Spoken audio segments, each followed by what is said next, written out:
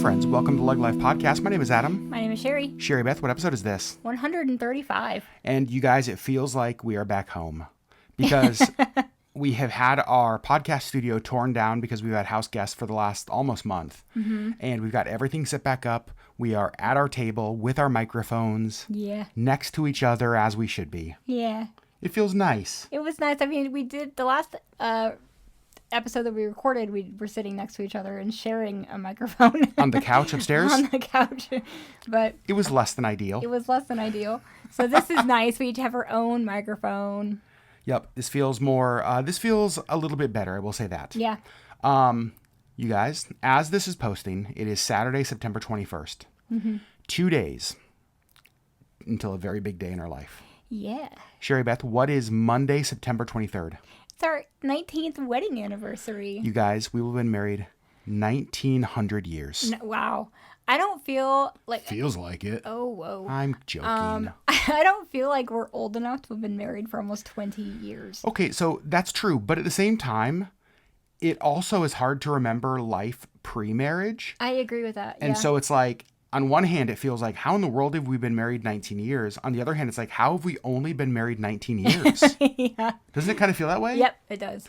And so we were thinking about what in the heck do we want to do for the podcast right before our anniversary? Mm-hmm. And then we found inspiration in the place where all inspiration comes these days. The ting tongs. The TikTok. So one of our kind of evening routines, we don't do it every night. We do it sometimes. We'll just lay in bed and scroll through TikTok. Scroll TikTok. Sherry will lay on me and she'll have her head resting on my shoulder and we'll just kind of be watching TikToks together, laugh. Scrolling on his phone. Me laughing out loud at dumb things, her rolling her eyes at most of the things I found funny. You know, as couples do. As you do. And then, but we came across this one TikTok that was like, questions for your soulmate. Now, here's the thing. There's a lot of those TikToks out there. Most of them, so dumb. Not good questions. And some of them are just like, why is that a question? They're so dumb. They're really dumb questions. But these questions actually were pretty good. It did take us a while. We grabbed a few different, I mean, it wasn't all like in one video. Totally. And so what we did is we got 10 questions that we thought would be fun to answer on a podcast about each other, about our relationship. And we just figured that would be a great 19th anniversary podcast to answer some questions about each other that I don't think we've answered other places before. I don't think so. These are kind of unique questions. So the way it will work is I'm going to ask the question. Sherry, you'll give your response because ladies first. And then I will give my answer before moving to the next question. Okay. Deal? Yeah. All right. This first question. This is a really good. I love this one. It makes me think of the movie 50 First Dates. Yep. I love that movie. Yep. The question is, if I lost my memory, what's the first thing you would tell me about us? Yeah. What a good question. Oh, this one was hard for me. I think partly because I would just be devastated. Interesting. If you lost your memory. It just had no recollection of me and our life together. But yeah, that would be hard. My answer to this was the first thing that I would tell you is that we have a once in a lifetime kind of love. Yeah. That we are each other's like everything. So I think that I would want to kind of drive that home. Like you wouldn't just be like, oh, I'm actually just your nurse. Bye. I just work here. I don't know who you are either. I just work here. I love that though. Once in a lifetime love. Like, yeah. Because to me, waking up, or not even waking up, but like that being a reality, I always think about what must mornings be like. Right? You know what I mean? Like you wake up in a place that's not familiar with people that are not familiar. And I love that like what you're told is like, here's who I am and here's what we have. Yeah. I love that. I think for me, you know, obviously it would be, you know, the normal, I'm Adam, I'm your husband. But the thing that popped in my head when I read this would be such a better answer. It's what? It's such a better answer. I don't think it's a better answer. I just think it's an answer that's more fitting for me maybe. I would just tell you that you're safe. Yeah. Because to me, I think of how scared and how unsure and uncertain that must be. Yeah. And so it's like I tell you, like, I'm Adam, I'm your husband, we're married, like, and you're safe. Like, I would try to very from the beginning create that space of safety for you, that like you're okay. Yeah. And so I think that would be the first thing that I'd tell you. I love that. To me, that's a better answer, because I think that is where my brain would go. Like, I would be terrified. Well, and that's what I was trying to think of was what's the first thing I would tell you, like, to kind of put your mind at ease. Yeah. So you ready for question number 2? I am. Okay. Question number 2. What part of your life has changed the most since we met? This one took me a minute. And I feel like we've talked a lot about this kind of stuff in podcasts. So yeah, what part of your life has changed the most since we met? I think my outlook on life and on myself has changed drastically. Yeah. Yeah. What's interesting to me is that you say that it took you a minute, and it did, and when we were discussing this last night, to come up with that answer. But it's interesting because that's literally where my mind went first for you. Really? Yeah, absolutely. Like, that's, if I was answering this for you, that's exactly what I'd say. I think that that's for sure the thing that's changed the most. Huh. So. Oh, yay. Yeah. A plus plus plus. So I was thinking about this, and I think the answer, and there's a lot of things. I mean, we are both very different people, but I think more true representations of who we are now than we've ever been. I agree with that. But the thing that's changed the most is adventure. I didn't grow up traveling a ton. I didn't grow up with like trips and travel and adventure being a common part of like our normal part of my life. And I feel like that has been one of the most normal parts of our marriage, and it's become such a value of mine. And so ours, exactly. And so I think that for me, that being a value has just been one of the things that has changed the most since we've met. Just my my desire to and my value of adventure and travel. Yeah. 2 years ago right now, we were in Fiji. Which is insane to think about. Which is insane. It's the other side of the world, and it's a different hemisphere. Like, it was amazing. It feels like a decade ago. I know. I know. They're all, like, all the photos are popping up all over my social medias, and I'm just like, oh my gosh. Like, that was, part of me is just like, I can't believe it's already been 2 years. And then part of me is like, it's only been 2 years. See, Fiji, to me, I don't have that. I can't believe it's only been, or I can't believe it's already been 2 years. It feels so long ago. No, like, I still have that's like my lock screen is Fiji. Yeah, so you see it every day. Yeah. Crazy. And I'm just like, I can't believe that it's, yeah, I don't know. 2 years. 2 years. So we started off with a couple, maybe more serious questions that were just a little more now we're going to make a little less serious. What is your favorite weird habit of mine? And you guys, very long lists on each side, just so you know. Like, we each have a lot of weird habits. But we each have a lot of weird habits that we only show each other. Yeah. Like, those weird habits, I think probably because of insecurity, and like we just don't show that on our vlog or even to like a lot of our closest friends. Right. So, all right, your favorite weird habit of mine. You sing. Nonstop. You have a great voice, so it's not like grating to hear you sing. But it's constant. Like, you make up songs all the time. All day long. I don't think that there has been a day that has gone by that you haven't, when it's just us in the house. Now, I will say, when we have other people staying with us, that's the first thing that goes. Yeah. Oh, I'm so like you don't walk around the house singing songs. No, super insecure and about that. making up stupid songs about everything. That's the thing, is I'll wake up in the morning, and like the first thing that pops in my head is like, I'm going to make up a song about like the pillow and how much I want to snuggle with Sherry and how you can hit snooze one more time so we can cuddle a little bit longer. And sometimes like you make up your own tune. Oh yeah. Often it's to the tune of something else. And then you're like, I just made that up. That's not even a pre-existing hit. I'm like, Sherry, this might come as a surprise to you. That's a song I just wrote. That's not even What? That's not even a radio hit. Oh my gosh. And you're just like, oh wow, you're telling me that song you just sang for 12 minutes about sliced cheese isn't a radio hit? I'm like, yeah, I know. I just made it up. What? And honestly, it is one of your favorite weird habits of mine. Like I just, and I miss it when I don't get it every day.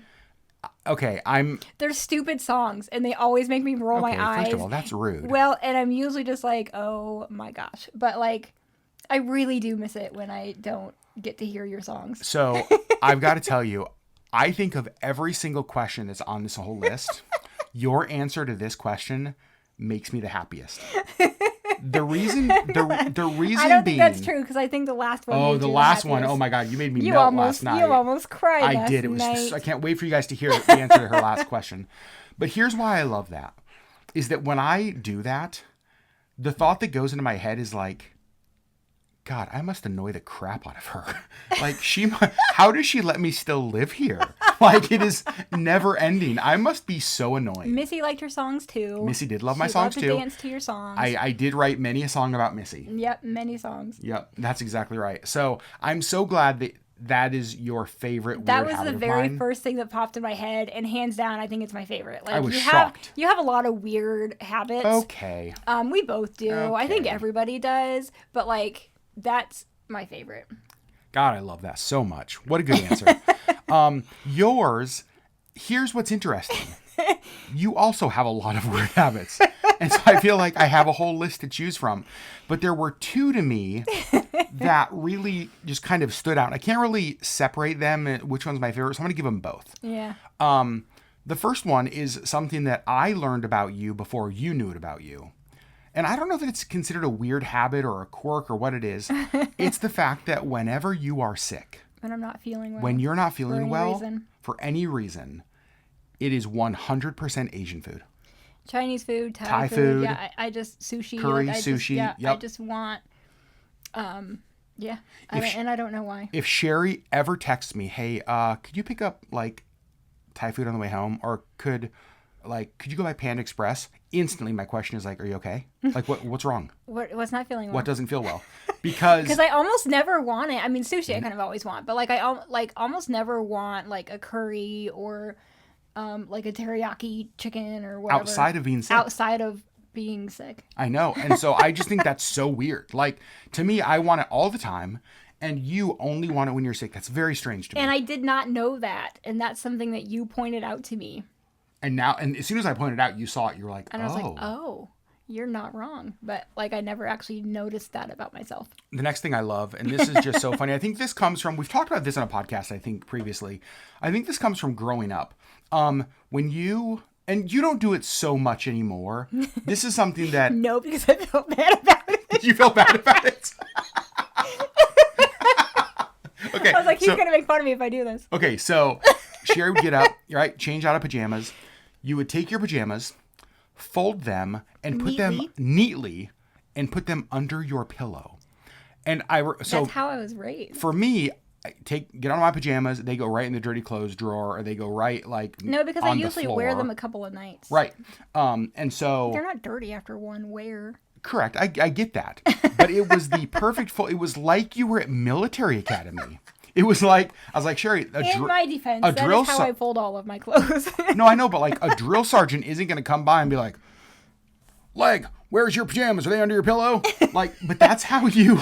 That's how I was raised. Not the drill sergeant, but like we were just raised to fold our pajamas and put them under our pillow. It's a very weird habit. Well, I know. I think it's weird, at least. And whenever I see you do it, you know what I'm curious about is I want to know if my siblings do that and if my parents still do that, because that's how I was raised. That's what we did. That should be in the family group text. I should ask. I'm very curious to know this as well. Yep. Okay.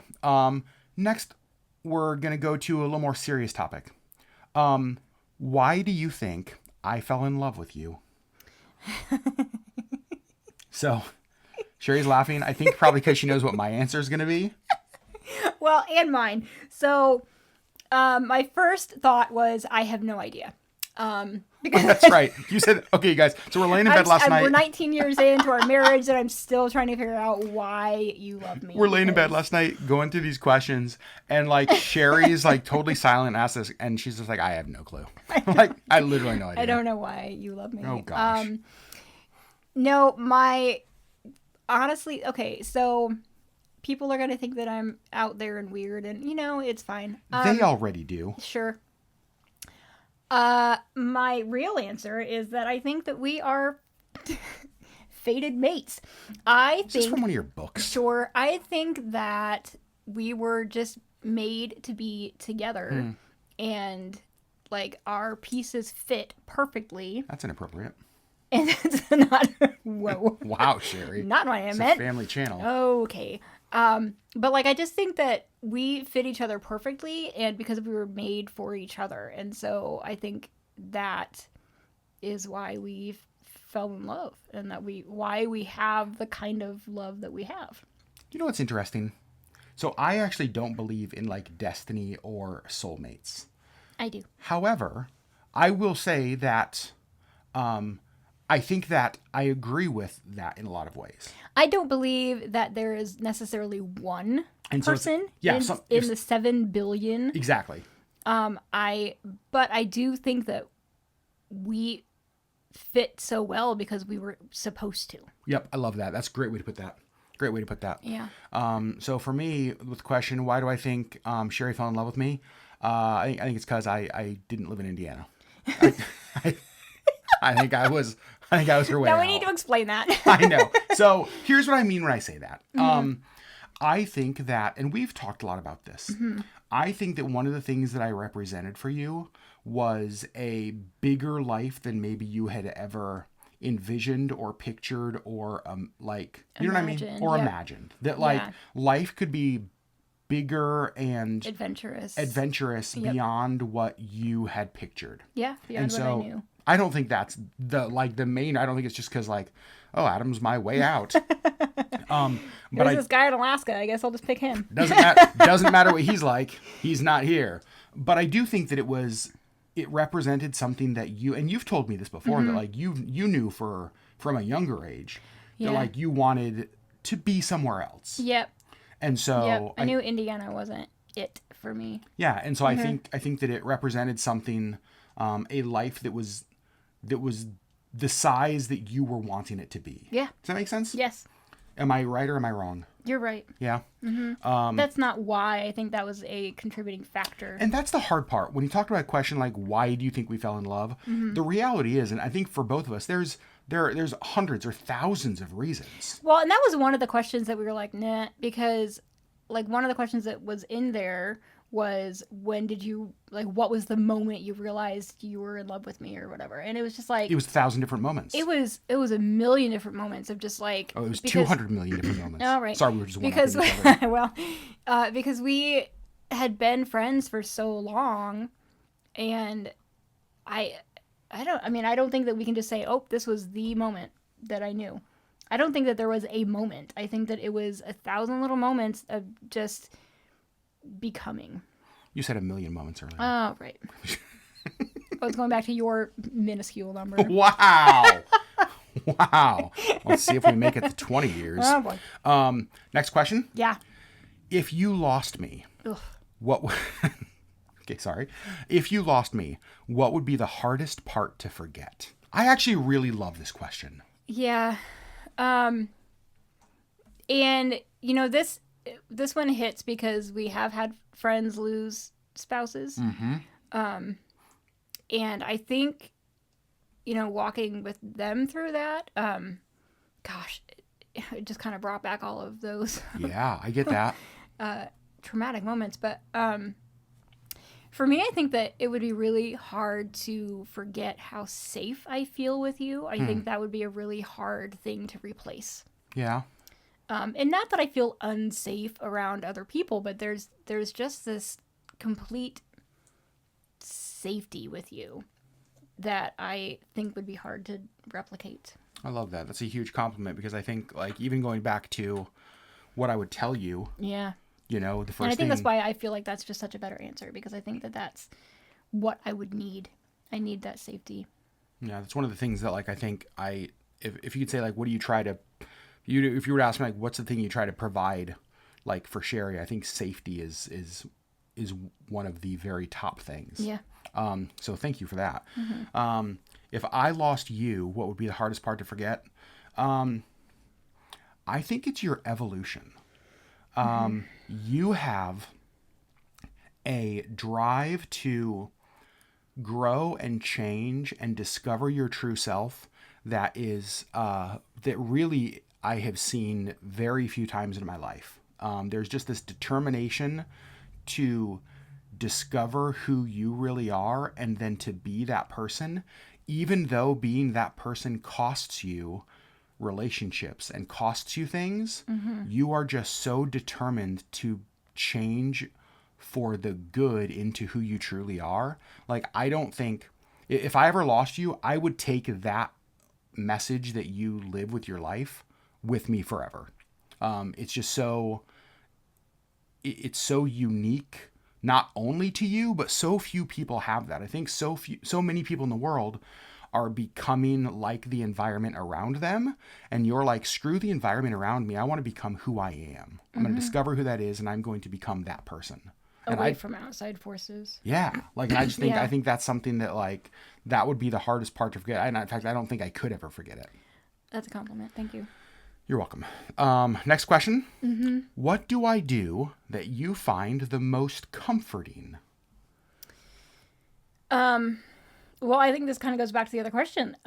You let me be myself, and you encourage me to be myself, and to you let me like the things that I like, and you encourage me to like the things that I like, and I think that's huge.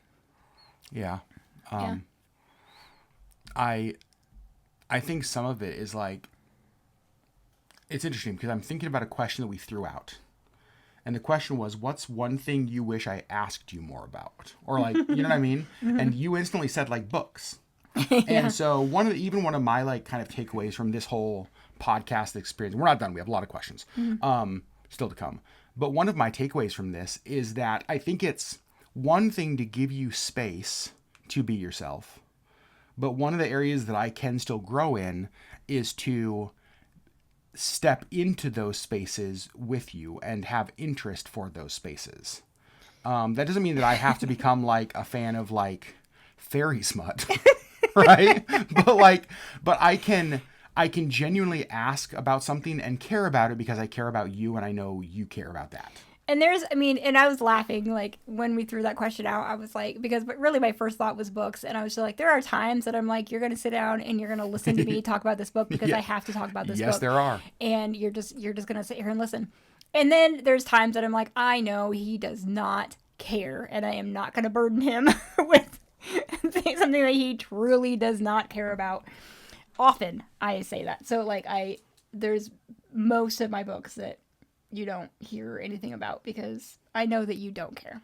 Which is amazing because I feel like I hear about a lot of them. I read 144 books this year. You have not heard about 144 books this year, I can promise you. The next podcast is going to be us sitting here and Sherry telling me about all 144 books. And I have to be interested in all of them. And what I liked and what I didn't like and why. And there'll be a quiz at the end. Okay, so back to the question at hand. What do I do that you find the most comforting? I think my answer would be, and this is very specific. So we go to bed at different times. Usually. It's been better lately. Yeah. I tend to be a night owl to the point where like I'm like 1, 2, 3 in the morning is nothing for me to stay up to. Like that's kind of my prime time, I feel.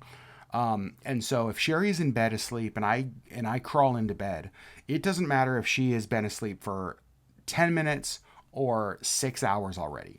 Every time I come to bed, without fail, one of two things happens. Her foot comes like creeping towards me and she puts her foot on my leg, or her hand reaches back and she always touches me. Every time I come into bed, she just like, it's almost like there has to be contact.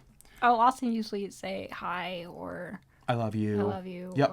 And that is just so comforting. It's kind of like, this is so cheesy. It's what I imagine like at nighttime at the end of the day, like putting your phone on its charger must feel like for the phone. It's like this connection to something that just like gives it life. And so I love when I come to bed. That's so comforting to me every night that like, no matter, like I said, even no matter if we had a good night, bad night, hard night, great night, funny night, sad night, like every time I come to bed, there's always either a foot that finds me or a hand that finds me. And I don't think that I realized that I did that. Oh, I think most nights you're asleep. Yeah. I don't think you have any idea what you're doing. Yeah. Like, but I just, well, my person is next to me. It's very sweet. All right, next question. Mm-hmm. What side of me comes out when I'm with you that others don't get to see? I think you are very good about being open with your feelings. Mm-hmm. I think in places that you do feel safe, I think that you have no problem showing vulnerability. I think most people would agree that you're funny, like you're goofy. But I think that there's a different level of both of those that come out when it's just us. Yeah. I think that there's just a level of honesty that comes out, and there's a level of goofiness that comes out that you don't show other people. I'm thinking like your songs and stuff. Yeah, totally. Like, that is something that's reserved just for me. Mm-hmm. And like you'll sing around other people, but not to the level that you do with me.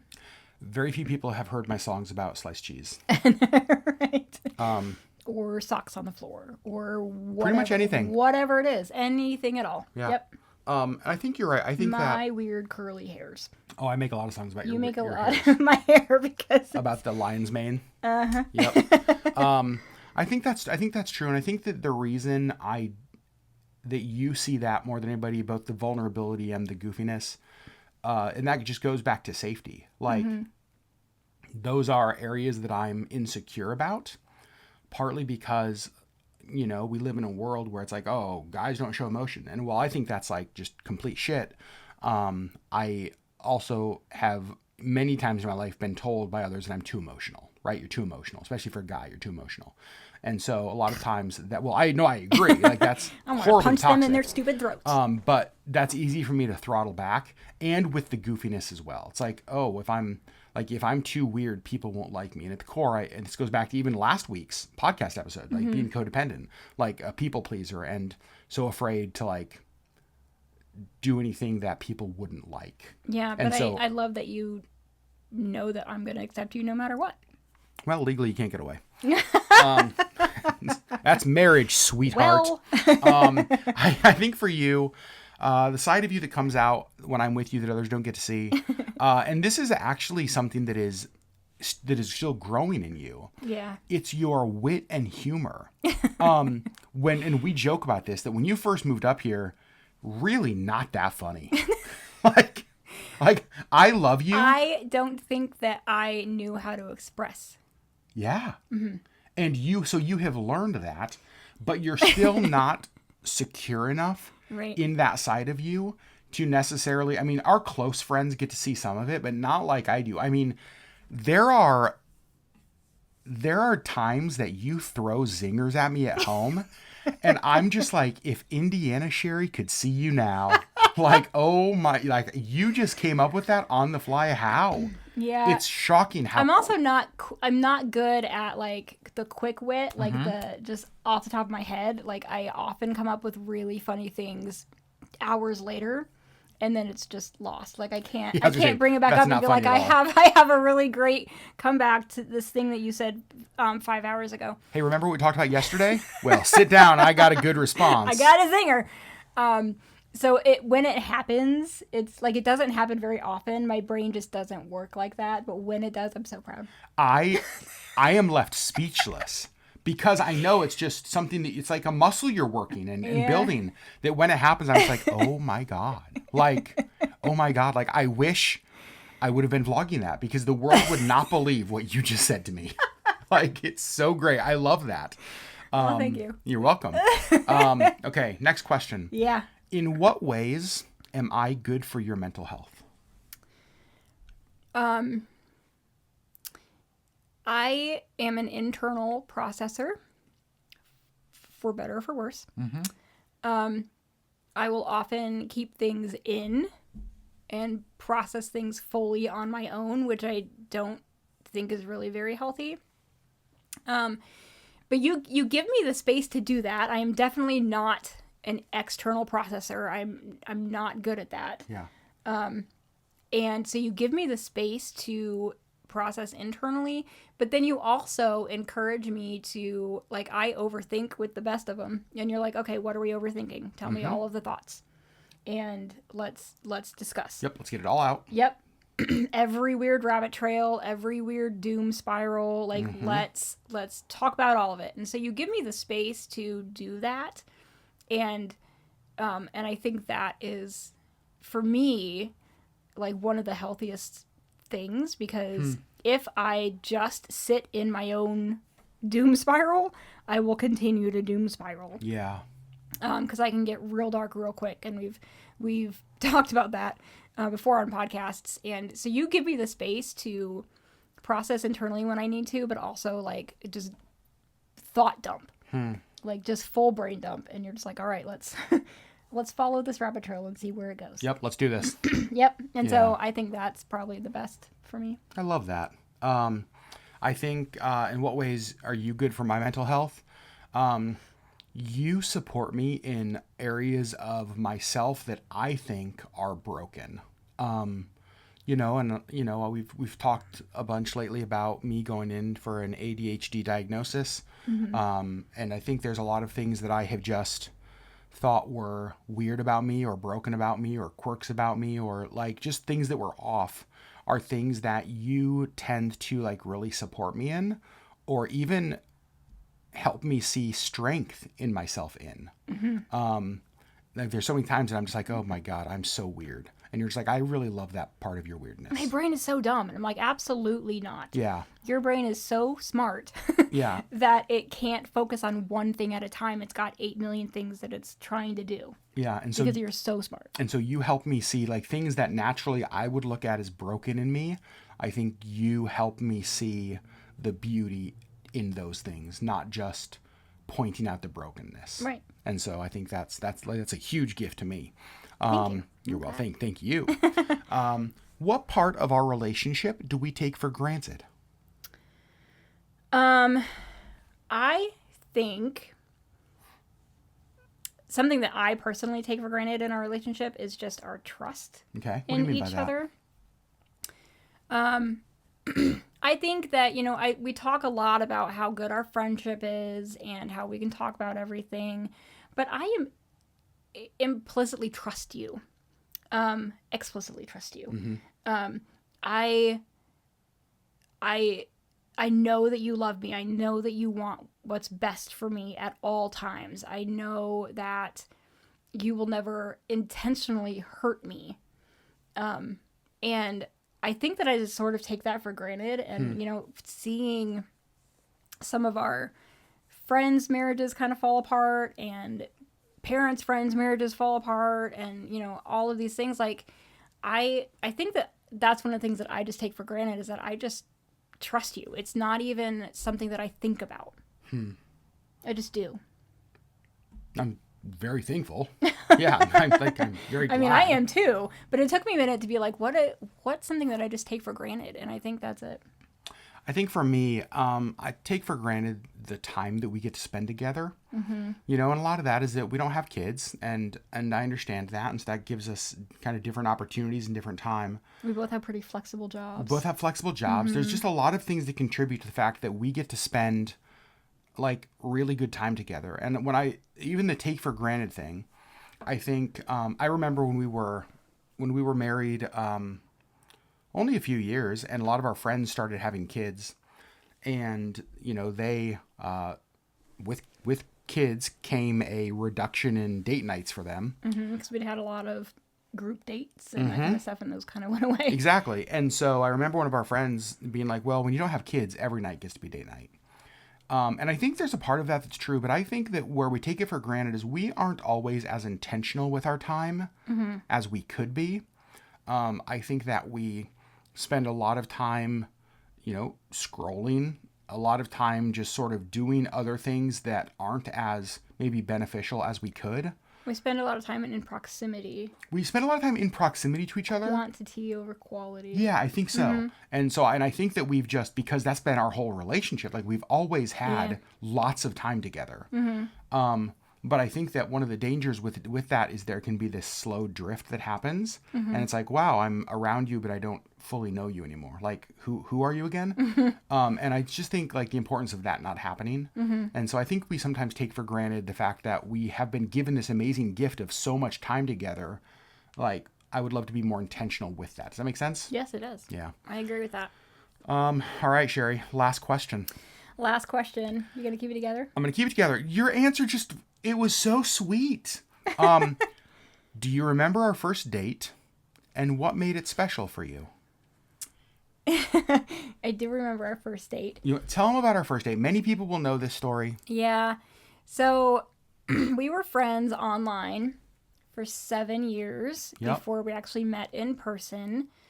And I came up to Alaska for, I think, 8 or 9 days in the summer of 2003.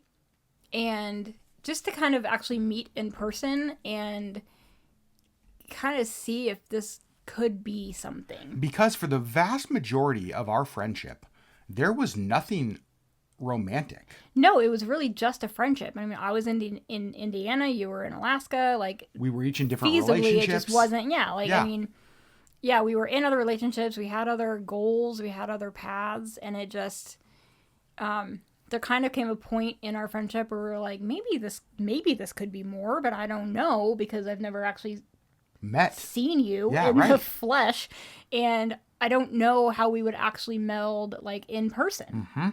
And so I came up here for a visit, and on that visit you were like, I'm going to take you out on a real date. And I held back.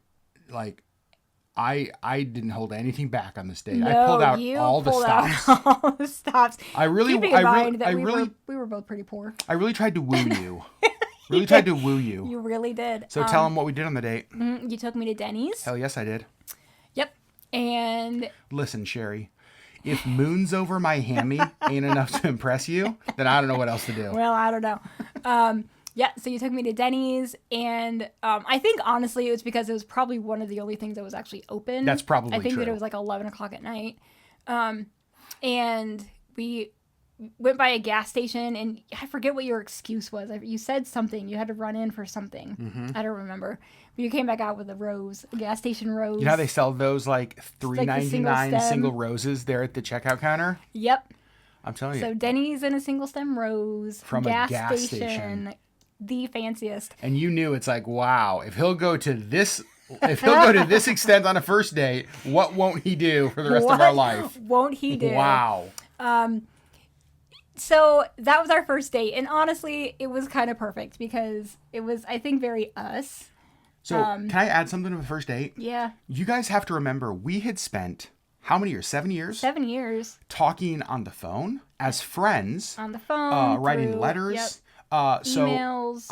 Instant messenger. We had spent hours communicating, but this was the first time that we actually got to sit at a table and actually I got to talk to you in person. Yeah. And so it was very strange because on one hand it felt very familiar because we had spent so much time talking as friends, but this was so different because it was like in the flesh. Yeah. And so I think that at Denny's we just sat there and talked for so long. It was a few hours. Yeah. Just constantly. And I remember that. That's one of the things that I remember the most was just like actually getting to have an in-person conversation and how different it was when you didn't have to hang up at the end of the night. Yeah. Yeah. So the Denny's and gas station rose, and I carried that rose on the airplane with me going back to Indiana. Yeah. It was very special to me. And I think... Do you still have it? No. Apparently it wasn't that special. Huh. Interesting. Here's the thing. Sherry. I actually think that I tried to... I did. I dried it in my little apartment. You don't have to explain. I was just kidding. No, I did. I tried to dry it, and then I think that it didn't make it the move back up here. Oh, interesting. Mm-hmm. I think it crumbled, and I was like, well... Like our love. Our love fern. From... What is that? How to Lose a Guy in 10 Days? How to Lose a Guy in 10 Days. Our love fern. Sorry, enough about love ferns. So, I think... what made it special? What made it special was that... obviously, we had this foundation of just this amazing friendship, and we already knew that we could talk about anything, and we already had talked about so much stuff, and I think that I think that I knew that it was the start of forever. And then like the thing that you just melted at, you were so cute. I think that I knew it was my last first date. That's literally maybe the cutest line you've ever said. I haven't had another first date since then because I haven't needed to. You're my person. This is it. And I think that there's a big part of me that just knew that. I told Sherry that needs to be a book that's written, My Last First Date. And I love that. It probably is. I'm sure. I'm shocked you haven't read it. It's probably in your TBR. Mm-hmm. I just love that even, you knew from the beginning that like, oh no, this is not just like, oh yeah, this might be something. Mm-hmm. Like it felt different to you. It did. Yeah. Because you had other first dates. It's not like... No, it had other first dates, and none of them felt like that. That's amazing. And so I think that I knew that this was the last one. So I think for me, really, what made it special, other than kind of what I'd said, just actually getting to... Like, remember, this was before FaceTime. This was before, like, video chat. Right. And so we had sent photos, and that was the extent. Yeah. Yeah. I got to sit there and see, like, your mouth move as words came out of it. It's like my facial expressions that you had never seen before. No, it was totally different. So that was really special to me. But I think the thing that was the most special was how, like Sherry said, I certainly didn't have a lot of money at that time. And so, like, I couldn't take you out to, like, a super fancy dinner. It's like what I had was Denny's and a gas station Rose. But, like, to you made that feel like that was so important. Like it was. Like that was, it wasn't like, oh, this is good enough. Like you would have thought that I had hired a horse and carriage to take us, you know what I mean? Like it was your response to the fact that was all that I could give didn't make me feel like that was all I could give. I don't know. I just remember that being so special. Like your response to that was just kind of mind blowing. And so I loved that it was, I love that. And also not had a lot of really great first dates. And so. Well, okay, that's fine. But Denny's and a gas station Rose feels like it should not be feels like an easy bar to clear. It was, but it was also, it was special because it was you. And so like, I knew that, I even just like the gas station Rose. I mean, that wasn't even on the agenda. Like I knew that we were gonna go get a meal at Denny's, but like I didn't know that you were gonna stop and get me a flower. Probably what happened, I don't remember. Probably what happened is that our meal at Denny's like was less than I expected, and so I had a $5 bill left over, and I was like, I got it. I know exactly where we need to stop. But it just felt very special. Yeah, because it was you. Yeah, because it was you. Very sweet. I still think that like I knew it was my last first date is the greatest. Like that is the sweetest thing ever. Well. So there we go. 19 years. 19 years. You know what's funny though is that we don't really have big plans for our anniversary this year. No. There is a Denny's in Anchorage. We have one left. We have one left, not the one we went to. It's not the one we went to. Nope, maybe we do. Maybe down. We should go to Denny's. Yeah. For on our anniversary. That'd be fun. That'd be fun. But I think it's important to remember, to do a podcast like this, obviously we're talking about all of the highlights and all of the lovey things and all of the sweet things and that kind of stuff. Mm. But the reality is like we could do a podcast and also talk about like, ways you've offended me and things you know what I mean? Yeah. Like it has been both of those over 19 years. It's been both of those, yeah. And I think that that's really important to remember when you're listening to a podcast like this. We selected the right photos to answer on this. When we put out vlogs, we show you an edited version of our highlight reel. Yeah. And I think that's one of the dangers of kind of the world we live in is that we compare our normal to everybody else's like highlights. Mm-hmm. And so even listening to this, I don't know why, I just wanted to remind you of that like no relationship is perfect. And we have a great relationship. Mm-hmm. But I will say, our relationship looks very different than I thought a good relationship would look like. Yeah. We've had to like have some like disagreements and some battles. We've had to fight for the relationship. We've had 100% we have. And there are still things that like we would disagree on or wouldn't see eye to eye on. And like every day is not perfect. But every day, even when it's not perfect, I get to crawl in bed and your hand comes and finds me. Like, you know? And so it's like even in the imperfection, there is still things that just like make it so worth it. Yeah. Because I think that we fight with each other, but we fight for each other. Yeah, I don't think we fight with each other. And this goes back to our definition of fighting when we did the relationship podcast series. One of the things that we talked about in that series, if you haven't listened to it, go back. I love that we did it. Is that I think the word fight, we have to be careful, because remember, when you fight with somebody, the goal is to wound and to win. Yeah. I think that we disagree. We disagree. I think that sometimes we even argue. But I will say that I think that one of the things that actually has caused us to last 19 years is that we don't fight. Like, when there's an argument, neither you nor I, we've gotten to a place, I think we did this when we were newly married, neither you or I goes to a place of wanting to hurt the other person. Right. And I think that that's very critical, because a lot of times in relationships, and I know we're getting off topic now, but it's our podcast. A lot of times in relationships, you're going to sit here and take it, damn it.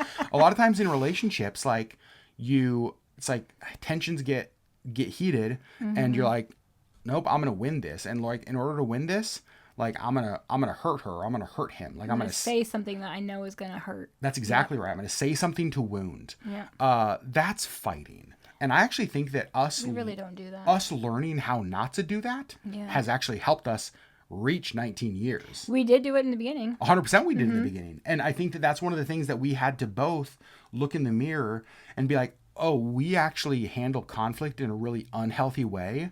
And I don't know if we hadn't have been willing to both see that and grow past that. I don't know that we make 19 years. I don't know that many people do. Yeah, I don't know that many people do if that's kind of their approach. Yeah. Certainly not happily. Right. Yeah. Yeah. Wow, that was a little tangent. That was. Jeez Louise. Happy 19th anniversary. Happy 19th anniversary. I'm very excited. On Monday. It's only Saturday. Well, sure. Can't say it yet. Can't see. Nope, that's right. Hold on to your happy anniversary, Sherry. I did put a little heart with a 19 in it on my calendar today at work. Oh, you did? I did. Yeah. On my dry erase calendar. Yeah, me too. All right, friends. Lies. Dang it. Lies. We love you guys so much. Do you have any questions for them this week? I don't.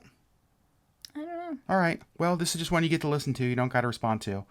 We love you guys. I might have a question. Oh, you do? I might. Okay, you might. What is it? It's a half-baked question. Oh, great. Great. Wonderful. You guys can click away now if you want. I'm kidding. If you're married, how long have you been married? Oh. And maybe answer one of the questions.